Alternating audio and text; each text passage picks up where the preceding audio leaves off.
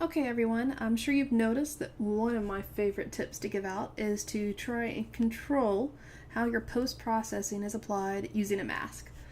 It's recently come to my attention that not everybody's confident in exactly what a mask is and how to use them. And I understand that. After all, Photoshop is filled with really crazy tools that have names like dodge and burn and look like band-aids and commands like Gaussian. These aren't words you know, so it's easy to expect everything in Photoshop to be kind of complex and overwhelming. But masking is pretty straightforward, and I'll tell you why. It's because you already know what a mask is. After all, you probably had a whole closet full of masks as a kid. Maybe not this pretty and fancy, but they were there. You might even have a box for your grandkids now. And ultimately, what that mask is really doing is it's hiding what's underneath it. So in this image, the mask is hiding who the actual woman is. If I ran into her on the street, I wouldn't have any idea it was her if she didn't have on the same costume.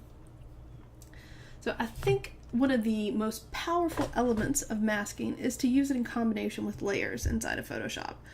Think of it like old school transparencies. You have those, clear plastic pieces of paper-like stuff, just a clear sheet of plastic, and each one has a picture on it. And as you stack them up, you get a comprehensive composite look at something. So if the bottom one was maybe an outline of the human body, the next layer might have bones, another one might have veins, another one might have muscles. You just keep stacking them up, and suddenly you get something very powerful when you see through it all at the end. So what we're going to do to learn is we're going to create just a really simple piece of art using a mask and a couple of layers here in Photoshop. So you'll see I've got it opened up with just a plain white background, and of course this will be more fun if we have something other than a white background. And since we're going crazy, I'm going to pick this gradient tool I've got up here. I've selected the really funky rainbow palette, and I'm going to just drag it from one corner to another, and look at that. You've got a whole range of colors that every 7-year-old would be very proud of. So with this as our background, let's go ahead and add another layer. So you can come down here and just click the new layer button.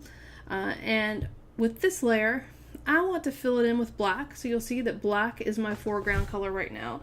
So if I hit Option and Delete on my Mac, it fills it all in with a foreground color for me. I don't even have to go to the paint bucket. Now it's time to add the mask, which is where it starts to get scary.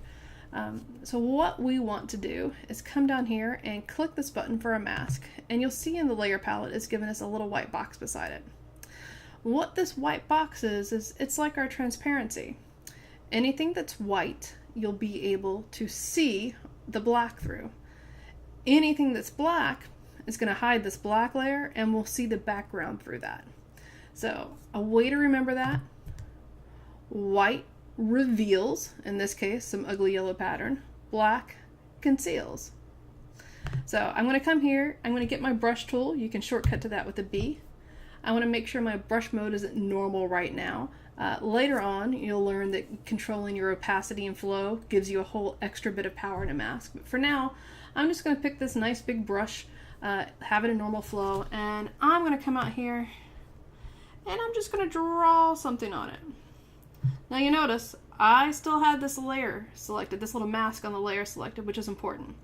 And as I draw, you see where my mouse goes gets a black line. So that's where it's concealing the black layer. So I'm going to come in and I want to go ahead and fill all of this in. And you don't have to do this with a brush.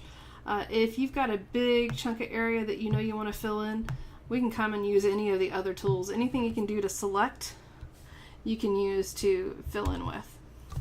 So that can be pretty straightforward as well. But once I've got it all filled in, I can look at this and we'll see, oh, it's like a crayon etching that you might just have done in art class when you were younger. And looking at this, so I've revealed all the stuff. If I decided, oh man, I should have left a smiley face in black, it's really simple. I'm just going to switch from my black color to white, and I'm going to come back and I'm going to put a great big eye and give it a mouth, and there, now we have the world's ugliest smiling tie-dyed fish. I know this has been thrilling, but it is a great way to see that the mask is what's allowing you to see through that layer to what's beneath it.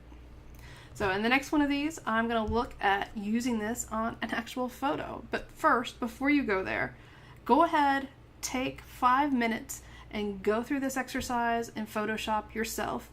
That way you have the practice of creating the mask, coming over, clicking on it, and painting it with black and with white. So go through all those steps so you feel like you understand that before you move on to the next lesson. And eventually you'll look back at this and laugh because you realize I could have done it all in one layer with some fancier mask tools, but this is a good start.